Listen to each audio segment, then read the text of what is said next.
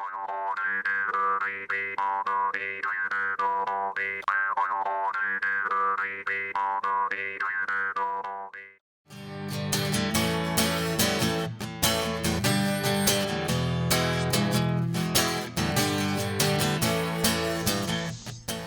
Carrie. Hey, Chad, how you doing? Doing great, how are you? Good. This place is so beautiful. Yes, it really is.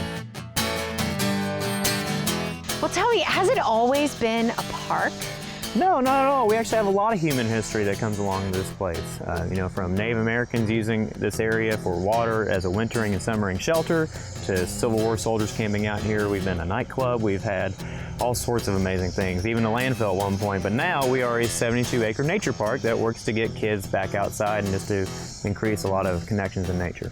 So you have the river system going up and over top here. This also means sucked down to the mouth of the cave, and it continues on throughout various little spidering rivers.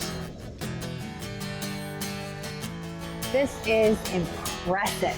Yes, it really is.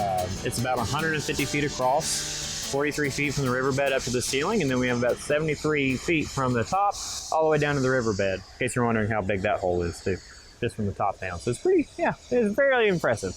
Wow.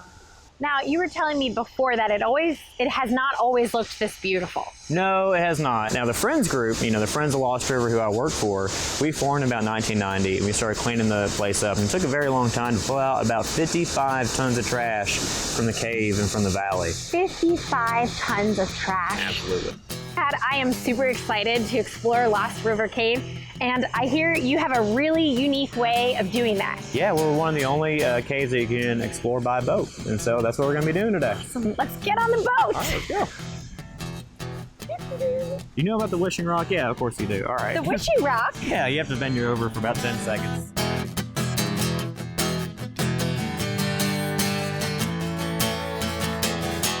Now you say this is called? We call this the wishing rock because if you don't lean your heads towards the middle, you want to really wish that you did. Ah.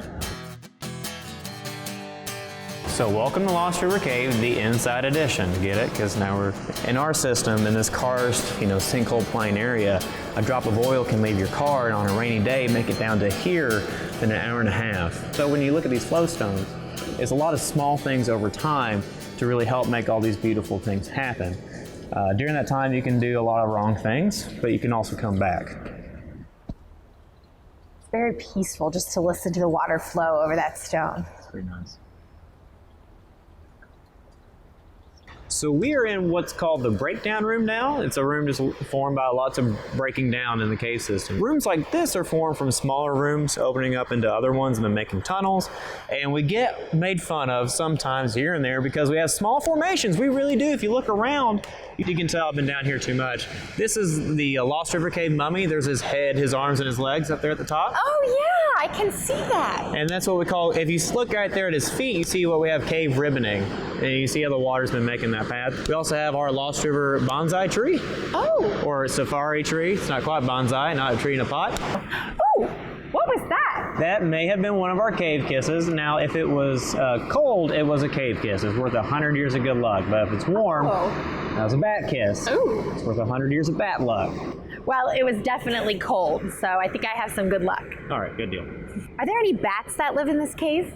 Yes and no. See, bats like nice, quiet, dry caves, and that is just the complete opposite of ours. We have this natural river system that continually flows through here, and so as you can definitely hear, and so bats don't quite like to be in this area that we're in. But during the wintertime, we have more of an increased bat population because there's young adolescent males that are kind of looking in the wrong spot, so we jokingly call them bachelors. Ah. That's a real laugh. There you go, yeah. Well, I saw a boat go by earlier with some families on it, and it looked like it was, mom and dad and some small children and grandpa and grandma with them. So it really looks like you get a whole range of folks. Yeah, our tour guides are really good about trying to meet everybody's needs in the audience so that we can continue to make it, impressionable for young people and still a great experience for those who've probably seen caves before and heard all of our information, but it's our guides that really make the difference there. And they're the ones who get to interact with the 4,000 school kids a year that we see. That's a lot of kids. It's a lot of kids. We do a lot of environmental education here. Well, Chad, I was wondering if you could help me solve a riddle. Okay. There is no race involved on this spirited run through downtown Bowling Green. Do you know what kind of run they could be talking about? So there are a couple different runs that we have here in Bowling Green. We have those typical races. You know, we have 5Ks all over the place. A run could also mean an underground river system. Really? Yes. And so the one that you may be talking about, maybe some organized crime people used back in the 1920s when Bowling Green was known here and there and, you know, local legend as Little Chicago. So Whiskey Run may have been one where they had this entrance there in downtown Bowling Green and it exited out at Barron River, and so they would send things down through there, particularly whiskey barrels. Oh, so Whiskey Run. Thank you so much, Chad. No problem. Glad to help. Thank you.